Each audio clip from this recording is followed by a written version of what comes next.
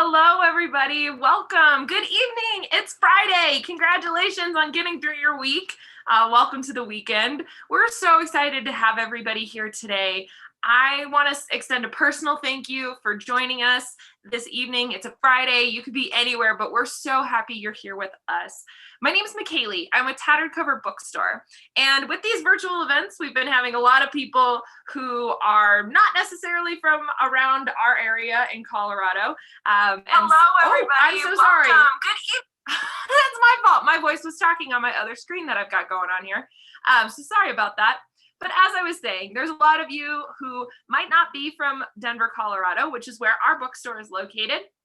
We have 4 locations in the Denver metro area. And if you're in Colorado, you can come visit us as long as you're wearing your mask over your mouth and your nose. You can come visit and browse the shelves for about 90 minutes or so.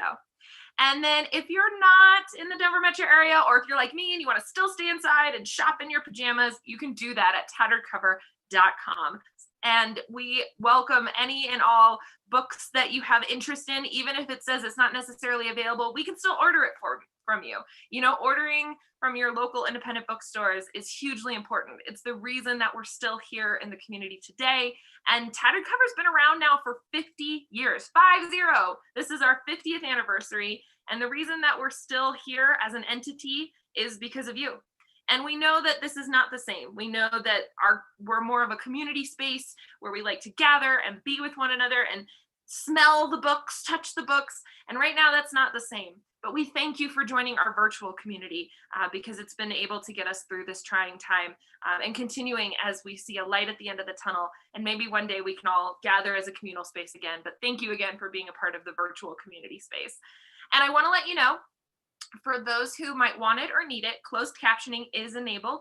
There's a black bar at the bottom of the screen with a button labeled CC on it, and you click that button and closed captioning will be enabled for those who want it or need it. And then I also want to let you know about upcoming events that we have. Next week, we have author Melanie Crowder and her new book, Maisie, about a woman seeking Broadway dreams, which is very exciting. And then we have Romance in the Rockies, which is a panel of 4 local Colorado romance authors. And I'm very excited for that one. I've been reading their books all week, preparing and prepping for that event. So that's going to be Thursday, the 25th, and Melanie Crowder is Wednesday, the 24th. If you want to look up any events that we have, you can always go to tatteredcover.com/event. But now let's talk about the event that we have tonight. This one is going to be, you guys are in for a treat. Seriously, I'm very excited for this. And we have with us Julia Kaye, who's going to be in conversation with Shena Wolf. Shena Wolf is the director of comics and acquisitions at Andrews McMeel Syndication. This is her dream job. She believes that comics are one of the most sophisticated storytelling formats around. And she's worked with cartoonists, including Dana Simpson, Bill Ahmed, Stens, Olivia James, and Georgia Dunn. She sometimes has cameos in Nancy, though you may not recognize her since she's probably not as sweaty today. And then our author of the hour, Julia Kaye. Julia Kaye is an award-winning artist and illustrator whose webcomic Up and Out has garnered hundreds of thousands of readers and wide critical praise. Her commitment to activism has led to collaborations with nonprofit organizations such as the Trevor Project and Trans Lifeline. Her work has appeared on Webtoon, Go Comics, BuzzFeed, and the Disney animated show Big City Greens. Julia lives in Los Angeles, and it's my honor tonight to welcome Julia Kaye in conversation with Shena Wolf. And we're going to have them join me now here, turn on their microphones and their cameras. There we go. Hello. Hello. How are you, Julia? Wonderful. Thank you. Thank you so much for having us. We're excited. Hi, Shena. There you are. Hello. Sorry, Zoom is complicated. No, I'm so happy to be here. I'm very excited about this. Zoom is complicated. So, well, I'm going to let the two of you take this show on the road and talk about my life in transition. And just so you viewers know, there's a chat next to the screen you're watching us on. Yes, there it is. My life in transition. Yay! And if you have any questions, you can type them in the chat and we'll get to them in our Q&A portion. There you go. That's better lighting. Nicely done. All right. Take it away, you two. Oh, did you drop it? Oh, no. That's great. That's great. I saw nothing. No, it was a seamless transition. It's no sacred text. It's only giving it some love. All right. Well, it is very nice to see you. And I am excited for our talk, and I'm going to just jump into it. I'm going to ask. Let's do it. Yeah. So, Julia, what's your process? How do you make these wonderful cartoons? How does one make the magic? Oh, that's a very big question. I'll start off with supplies wise. I work traditionally, as opposed to much of my earlier work, which was all very very digital, embracing all of that. My process with my life in transition, as well as the earlier Super Late Bloomer, it's traditional supplies, a regular old sketchbook with pencil and some and a micron, 0.3 size for anyone that cares. The process for me, I set out for my life in transition to make a daily autobiographical work. I set out to make daily comics for 6 straight months, and so for that to be possible, I needed to make it as portable as possible, as easy to access as possible. So I had a sketchbook, about yay big, that I could throw in a bag and carry with me, and very simple supplies. I could have them with me at all times, because they would require an hour and a half, maybe 2 hours out of my day every day, to really make the actual comic, to manifest it. And as far as the writing process, so much of it for me was very based in art therapy.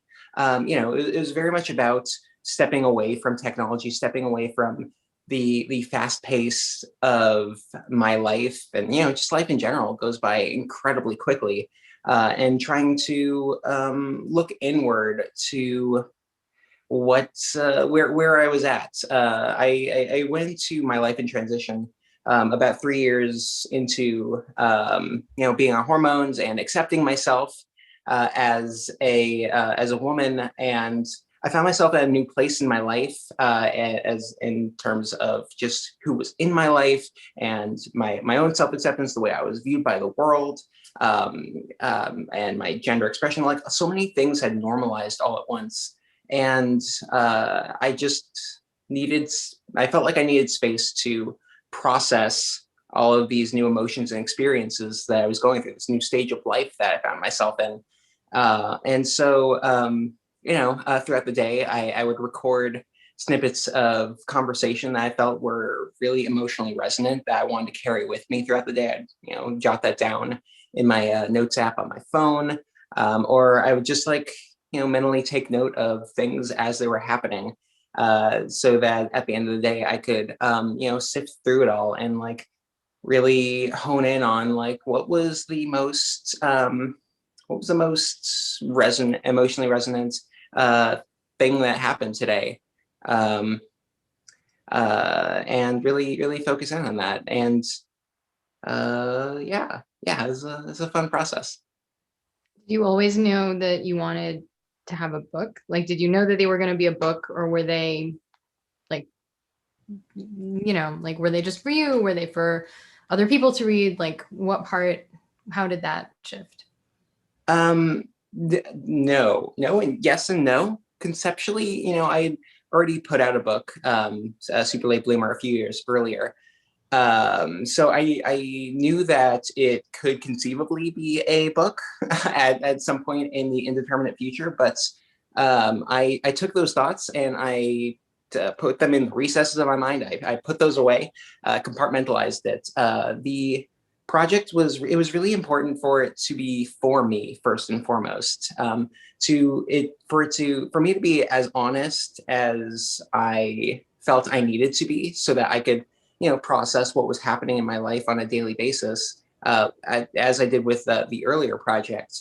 I couldn't conceive of it as being a book, by necessity. The moment I think of it in terms of a product, an end product for people, for I'm suddenly creating for an audience, And I've done that. I did that for years as a humor strip artist, and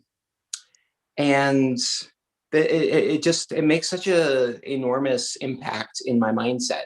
I instinctively knew that if I thought of it in terms of creating an end result, a book, a product, I would suddenly find myself, my internal editor would just like turn on, and I would be faced with a lot of questions like, would I should I talk about X, Y, and Z? Or like I might feel an impulse to smooth out the rougher edges of my life, to maybe not talk so bluntly about the say a mistake that I made, or the way that something affected me very deeply and personally. But yeah, it was super crucial to my process that it had to be first and foremost for myself.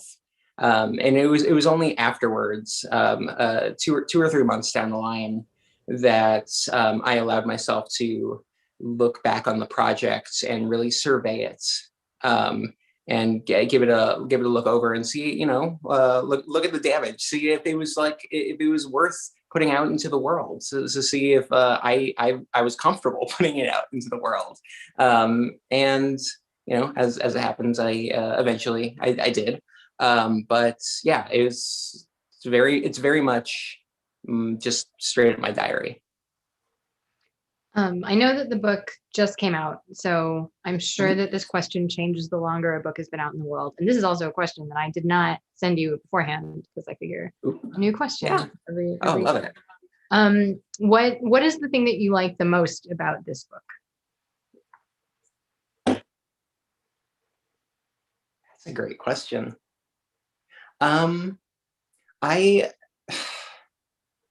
I feel like this question is going to be very much in relation to my first book, which came out a few years earlier, was during the first year of my transition, and deals very much with the externality of it all, like needing external validation, feeling like you need external validation, like you're afraid of all the anxieties of dealing with gender expression and so many new experiences. But my life in transition, it feels to me emotionally so much more complex than Super Late Bloomer. My life is filled with so many more people. I go through so much more, such a wide range of emotions in terms of just subject matter, I guess. As my dysphoria lessened and I felt more comfortable in my own body and my identity, I was able to have more space in my brain, more capacity to really just take in more, and not be my entire being didn't feel so focused on just getting through the day, on just gender and transition related things. The subject matter of the book, while it doesn't always deal with directly with my being trans or transition related subject matter, it's always focused through the lens of my being a transgender woman, which that's a lens that's always present. And I think it's really powerful to, and still unfortunately rare to see media that honestly reflects what life is like the further into transition that you get, that life does, to show that life does go on, that you don't hit some stopping point and stop being trans or some such, that it's all about embracing change in so many ways. So one of the things that I've noticed based on your social media and also conversations we've had, you're very good. And when I say good at, you are really interested in fashion and makeup and presentation, and also in this book you talk about being able to play more with that. Can you talk a little bit about that? Also, I'm staring at your eyeliner and I'm like, It's amazing. How do you do it? I feel like a little. Yeah. I've tripped myself up by just being so like constantly impressed with your makeup. Well, thank you. Thank you. Goodness, that it's I think it's really wonderful. The God, there's so many facets to that. Where do you even begin? Early on in transition, it's like you just you're a kid in a candy shop, and like you want to really just try everything, and like you don't know what works for you, and like maybe it's probably something that most of us, I can only speak from my own experience, something that I personally wanted to explore my entire life, even if I didn't always have the capacity to verbalize why, like to explore feminine fashion. um, and like you just, there's so much that you want to wear and try, and not all of it works, but like I don't know, you're just kind of jumping into the deep end of womanhood, and you don't have, or at least I didn't have, anybody to turn to in terms of finding a personal style or helping me along as I was in my late 20s. Most people seem like they go through that awkward phase of trying to figure out what clothes they want to wear in like their teens or some such. But I didn't have any cohorts to turn to. I felt very isolated in that. So like it was a really big deal to try and figure out where my place in all of that was. Like there's so many pressures from society to perform a certain way, and like you want to be read early on. I wanted to be read as a woman, but like, and so like I felt the need to dress super feminine, like in very stereotypical ways,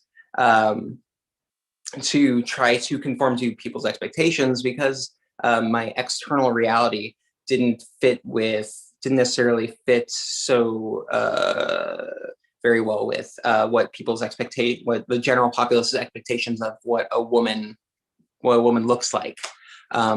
And so, I went through a lot of phases over time as I slowly started honing in on things that I wanted to wear. And after a while, after like a couple years, I started rebelling against feeling like I needed to wear super feminine things. And so I started backing away from that and started, wearing more androgynous clothing, and like starting to really play with the idea of what womanhood meant to me in terms of gender expression. Because, for a really long time, my internal perception of my gender, my understanding of my gender, like I didn't have that validated since birth, the way that cis women do. And so like it was really fragile. And so like to break away from that, like it felt bold, it felt punk, it felt cool. And so I started wearing more punk and goth fashions that were more androgynous. And then, as time went on, I realized like that was kind of reactionary. And I don't know, it honestly depends on the day, what I really feel like wearing nowadays. Although I realize now that like I've kind of gone back towards very, very feminine styles, because I realize that's sort of what I like to wear. And there's a lot to be said for, like pressures on trans women to hyper perform femininity, for fears of not living up to societal expectations, or not wanting, or just like that. There's so much more emphasis on just what is required of trans women to be seen as women, or to be assumed that we are women. And so, because due to those pressures, I learned how to do, like, I place pressure on myself to learn so many facets of makeup and dress and styles of clothing, and yeah, like I can do that. I can do them all very well now. And part of me, now that I'm like 5 years in, like I really I appreciate it. I really like it. Just as so happens, I really like makeup. I really like fashion and that sort of thing. So like I feel very fortunate that that all resonates with me on an important level. But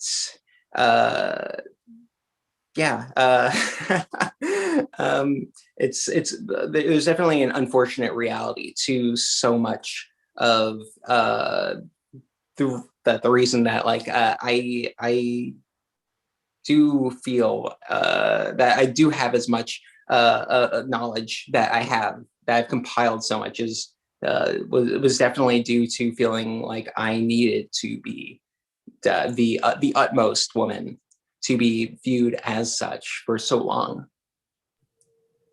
That's a great answer. Yeah.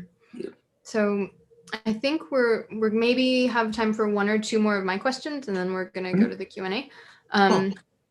So why did you decide to do a comic strip? Because comic strips are really difficult to do. For people who don't know, comic strips are really they're very structured, and you don't have a lot of space to work with, and it can just be really difficult to get a story across in 3 or 4 panels. So what made you decide to do this extremely complicated, like deceptively complicated form?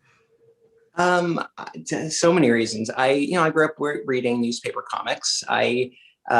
Reading the newspaper comics section of like every morning, top to bottom, all of them, regardless of their artistic merits. I only liked a few of them, but like I'd read them all just because I really adore the idea that of a medium that you can check in with on a daily basis and see characters evolving, or just like they stay in your head in a really unique way that I don't think any other medium quite captures.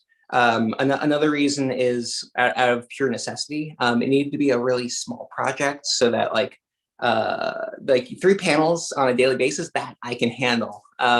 If it was any more, like the project would spiral out of control. And I would probably have stopped really after like maybe a few days. I would have felt overwhelmed if I didn't place very specific restrictions on myself. And then after the fact, after I created Super Late Bloomer, I realized that there's also just something really powerful to the idea of like storytelling, long form storytelling through a series of micro vignettes, of being able to check in with a person on a daily basis, and the complexity of emotional range that you're able to capture through like the tiniest moments, because truly throughout our lives, our lives are compiled of like a series of tiny moments, and like the most impactful things can be something that's happen over the course of 30 seconds in our lives. And I think there's nothing that I know of that quite exists like my comics in really capturing the human experience like that. No, I would definitely agree with that. There's definitely memoirs, but the way that you've done it is so different. And actually, speaking of that, and this I think will be my last question for you. You've done a lot of different kinds of work. Like you work in animation, you've done comics, done voice work. Is there a format that you haven't worked in that you're really like you want to explore, you're super excited about, you're curious about? Oh, absolutely. There's so many things that I want to do. That's a really difficult question to really pinpoint, because I have aspirations to record like an album. I know how to play guitar. I want to learn how to play guitar better. I'd love to do a book of poetry. I have so much I love for poetry, but then it's like, why don't I just make an album? Because like that's basically a song at that point. I want to get into fiction writing. I'd like to do long form fiction comic. If not, I'm in the animation world, maybe pitch a show. There's so much that I want to do. It's just a matter of time, You answered that question so quickly. I think I can ask you one more. Oh, shit. Oh. No, you're fine. Okay. What's the best advice you've ever received? Or what advice do you have for artists who are struggling with their work? In relation to transition, very early on, I reached out to Joey Allison Sayers, who is a trans cartoonist whose work I greatly love. And she told me to, be patient with yourself as best you can, because the first couple years are excruciatingly slow as you're waiting for it all to happen. As far as in terms of art, just make the art that you want. Be comfortable with making bad art. Good art is entirely subjective, like what's good. I think that having the aspiration to make great art is the biggest roadblock to making art. Like, it's just going to stop you, because like you're going to be afraid of messing up. You're going to be afraid that it's not going to live up to that your own technical ability or writing ability or whatever isn't going to live up to the pure concept that's in your head. And it never does. And so just make things, just keep on going. Yeah, that's all you can do. I think it's also worth mentioning that where you start is not where you're going to end. Like, if you start doing something and you keep going with it, your work will change. Yes. And it will be closer to what you're seeing in your head, even if it's never what you want. But yeah, nobody starts out incredible. That's not the interview voice. So yeah, I think we can, we're going to turn it over to McKaylee for Q&A stuff. Hi. My gosh.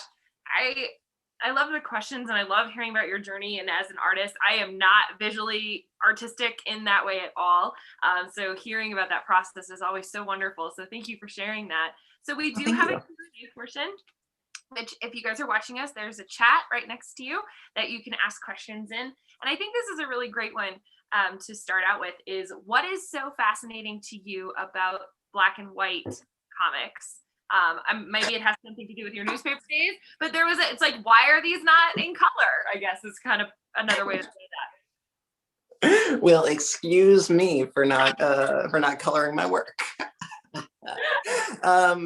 Honestly, again, it had to do with purely just time restrictions more than anything. It needed to be as small of a project as possible. When I started making comics back in 2016, that became Super Late Bloomer. It was a much smaller project, visually even, like it was much scrappier. I spent maybe 20 minutes on a comic or whatever. I needed it to be something that I could just make happen, because again, it was art therapy for me. I guess I could have colored them in post, but I don't know, there's something very pure about it. Like I have a sketchbook where it's literally just it's this, but in like the original version of it, and I can just turn through the pages, and I think there's something really beautiful about it just being reproduced. I don't know, it adds to the honesty of it all for me, that it wasn't made for anyone but me, which internally helped it be more resonant with the audience. No, it's wonderful. I think Black and white comics are awesome. You think about Katana Comics or Sarah Scribbles and your work, it's really great to see that those are back, and it does kind of remind you of those, only the Sunday comics were the ones that were colored in anyway. So exactly. So speaking of that, though, in the newspaper comics, what comics or storytellers in general inspired you as an artist? That could go in a lot of directions.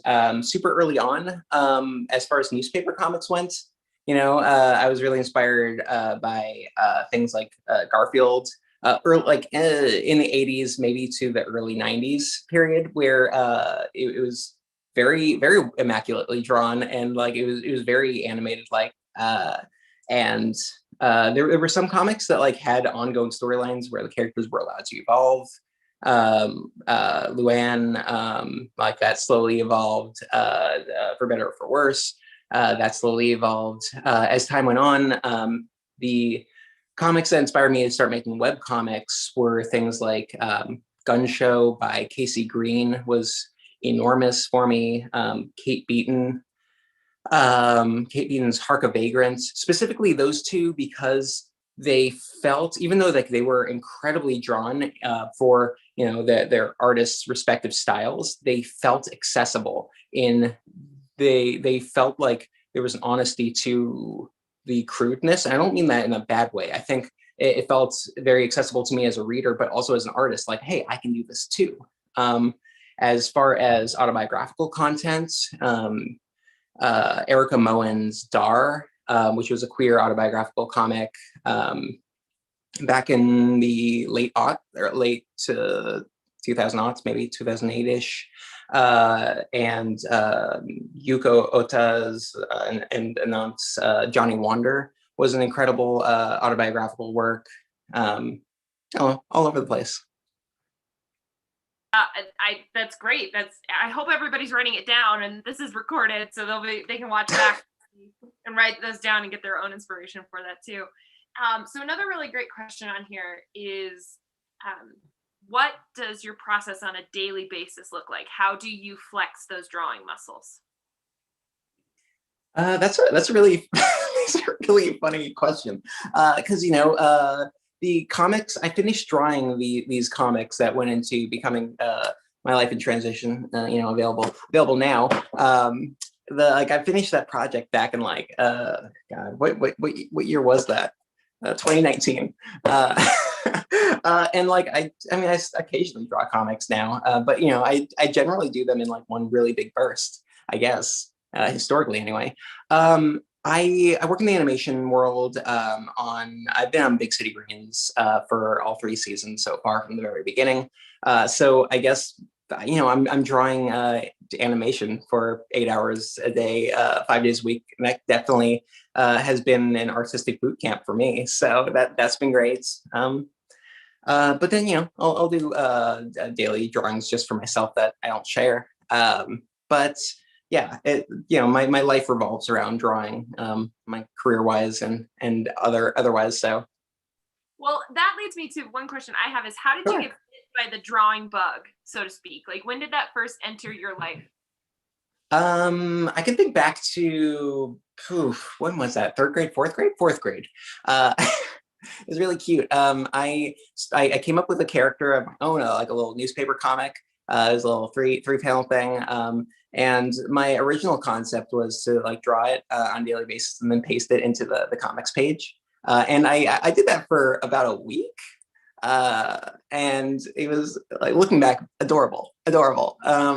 But you know, my drawing aspirations were really off and on until high school, when I fell in with a crowd of teens that had comic aspirations, I'll say. I think I'm the only one that ended up sticking with it as time went on.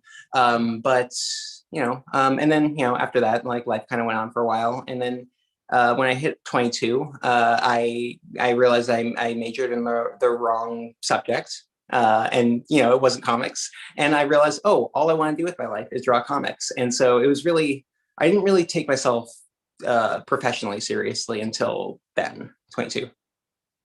That's awesome. And Shena, if we can just kind of shift that question a little bit to you, you talk about being the director of comics at Andrews McNeil being your dream job. When did you get bit by that love of comics that we all share?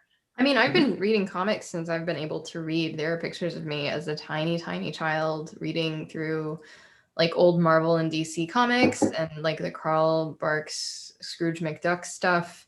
And yeah, and like I was really obsessed with Dreams of a Rarebit Fiend by Winsor McKay. Like, my uncle had a copy, and as I always have to do whenever something is very old, like, it might be really racist, I haven't read it in a while, just like all of those things that are super old, they might be incredibly problematic. But as a child, I was fascinated by the idea that all of these people are having these bananas dreams, and it's because they ate some bread with cheese on it and now they're having nightmares. And the structure is always the same. And it's like that with his Little Nemo comics as well. And they're printed, you know, in the original Sunday Press Books has these amazing broadsheet size things. Yeah. So in the first panel, it's always like kind of the setup, and then things get weirder over the course of this enormous page. It's like the size of a table. And then by the end, they wake up and then they're like, oh, it's because I ate this thing. And that's such a fascinating, like, that's not really something that we blame stuff on now. Like, if I have a weird dream about I don't know, Tim Curry. I will just say that because that has been happening a lot lately.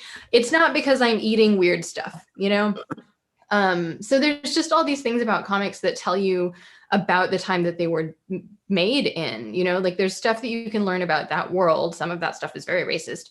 But some of that stuff is also just, oh, here's how this was a normal way. Like these are phrases that people would use. This is like these are how pajamas worked, you know, anything like that. So I've loved comics my whole life. And then I obviously read newspaper comics, and then starting to work in Andrews McMeel was really cool because, you know, I get to work with Bill Amond, who does Foxtrot, and I remember when Foxtrot started, and he doesn't like it when I bring that up because it's been going for a while. But yeah, so there's just, it's such a cool world, and there are so many fascinating comics being made right now. It's just, I mean, I think you could say that every age is a golden age of comics in one way or another, but this is definitely like the stories that are being told from all sorts of different storytellers. Like I love my job. It's super, super cool. That's awesome. I don't know if that answered your question. No, that does. I think it's great. And it actually makes me think of another question, because we got some shy people over here. Ask your questions. But it leads me to another one of what, and this is for both of you, what can comics do in terms of storytelling that other forms cannot, that you think? Do you want to go first, Julia, or do you want me to go first? You can go first. Okay. I think about this a lot. Yeah. Comics are very unique because they are super compressed. Like they fit, especially comic strips. Like I'm going to speak specifically to comic strips rather than the entire world of comics. So comic strips are a tiny space. Like they are 3 or 4 panels, which is some, like the cartoonist has to set up a joke or a story or something, and it has to fit it in this tiny, tiny space. And you have an art component and you have a text component, and those things don't have to be doing the same thing at the same time. So you have multiple channels of information that you have to work with. And this is not how people think about comics often. Like apparently thinking about them as channels is not, like when I say it, people are like, what? But that's how I think about it. So, and then if you have a color comic, then you have another channel of information to work with. And so you have all of these different ways to guide the reader through your comic, and you have ways to play with time and ways to play with space. And some people, like the person that I always think of whenever I talk about this is Richard Thompson, who did a comic called Cul-de-sac. And if you haven't read it, you should read it. He also did something called Poor Richard's Almanac, which ran, I think, in the Washington Post for a while. But his art is impeccable, and he's really, he passed away a few years ago, but his use of timing and space and color to guide you through the comic in the way that he wanted you to read it was really amazing. And so Georgia Dunn is also really, really good at that. Just like placing stuff. And also, one of the things that you'll see in comics sometimes, like if you're looking at comics by people who are starting out, you'll see a lot of comics that describe what is happening in the comic. And that's always, like, for me, that's always a tell that you haven't quite like realized that you have the ability to like let the reader see the thing that's happening in the art, and then add another layer on top of that with the text that isn't, oh, my ball fell in the gutter kind of thing. You know, so that's my thing. That's what I love about it. What can you, Yeah. Julia? What's that? I was saying, what can you add? I was prompting Oh, you. yeah, no. Honestly, I half regret letting you take the ball first, because that did cover a lot of the ground that I was going to cover. Yeah, no, I definitely agree with a lot of that. I think the compression of space and time is really, and information is really crucial. I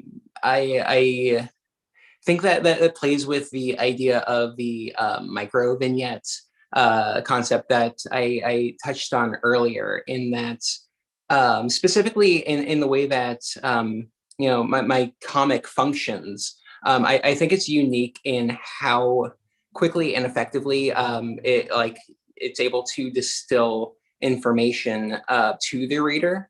Like the book is a very quick read, is a deceptively quick read, I think, in a lot of ways, because of how effectively the comic strip format is capable of distilling information down.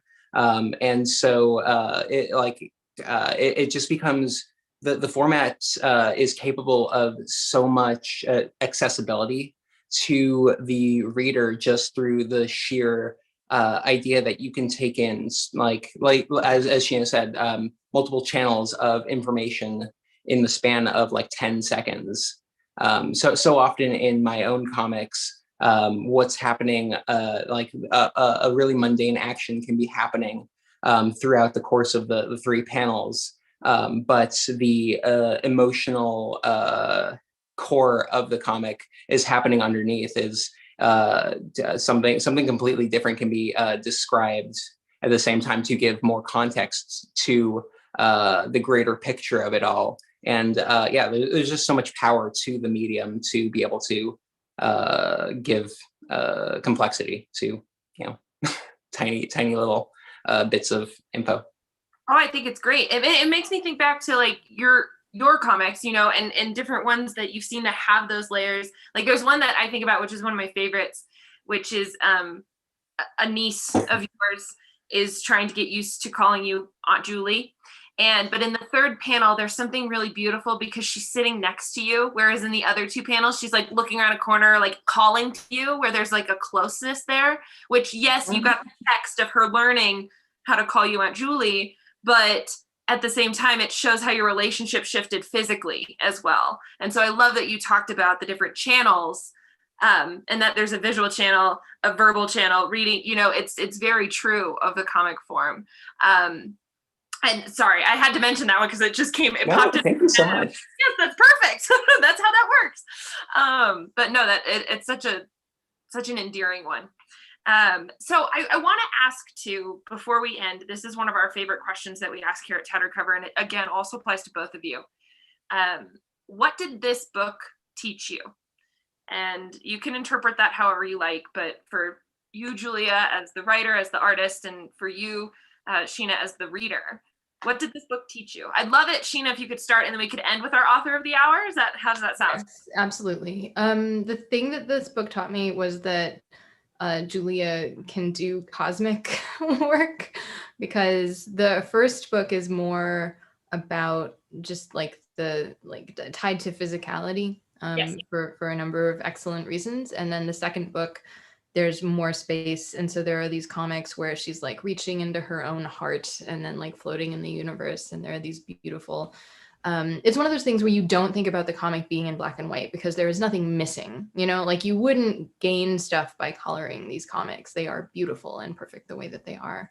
And so like seeing that, that was really cool. Like, it's just not the kind of stuff that I expected from this book. And it just, I find them really moving. So that's my answer. Beautiful. Thank you. Thank you. What did I learn? That's such a complex question to answer succinctly. But I learned so much. You know, there was a process of actually making them, which was a series of daily meditations. And then, you know, there was the editing process afterwards, in which, you know, I revisited it all and like poured over them, and it gave me a chance for like a secondary reflection months later, which completely shifted my understanding of what was happening at the time emotionally, which I think is really fascinating because you know, I'm processing in the book in real time, and then like even now, like now that it's published, I you know, I read it a couple nights ago just to be like, hey, what's actually going on here? It's been a little while since I touched on this, and my own understanding of my motivations and why I was doing what I was doing it's radically different. I've learned so much about myself through the process. Like, I'm so grateful that I've been able to create this book. If not only that I have like a time capsule of like my this 6-month period of my life, which I by this point would be, you know, it'd be mush in my brain. It'd be completely a blur. I'd forgotten most of these things by now. I think that's beautiful, but also, like, it's given me an immense chance to be introspective about my own growth as a woman, and really respect how far I've come in my my identity, in my ability to move through the world. In given me, it's helped give me so much more confidence, honestly. Art therapy, it's great.